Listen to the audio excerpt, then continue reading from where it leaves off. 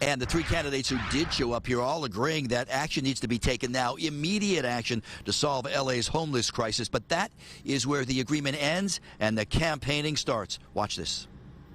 The tiny sheds that you have you let the public in? They're not sheds. I wouldn't characterize them as sheds. They're smaller than a prison cell, and you're getting ready to double up on them. Showdown by three of the mayoral candidates in L.A. I think that we have an absolute emergency right now, and that we have to deal with the 60,000 people who are unhoused. Representative Karen Bass, Councilman Kevin De Leon, and advocate entrepreneur Gina Viola, all facing off in a KCRW LA Times forum. Noticeably missing on stage, candidate Rick Caruso, who's been near the top in all the recent polls. Organizers claim Caruso declined several invitations to attend and discuss LA's homeless crisis. So to understand the magnitude of this crisis, we have to move with a sense of urgency.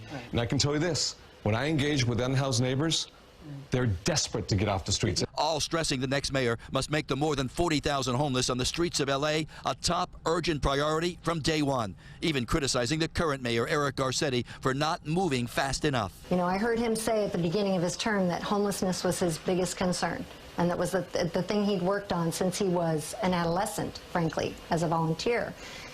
And I'm astounded at how many times I've heard him say that and what terrible condition this is in. The candidates all agreeing on immediate action, but disagreeing on what action to take now. The city spends all its money on the police department, so we need to change the mentality on that. Viola saying too much being spent on LAPD instead of the homeless. De Leon doubling down on his small 8-foot by 8-foot housing units. And I can tell you this, that a tiny home is a hell of a lot better than living out in a tent, sleeping on a cold slab of cement. And Bass stressing it will only work if everybody is cooperating together. I think that we have had an attitude in the city, the county, the state, and the federal government is that we're going to reduce this problem. I think the attitude has to be that we're going to end this problem.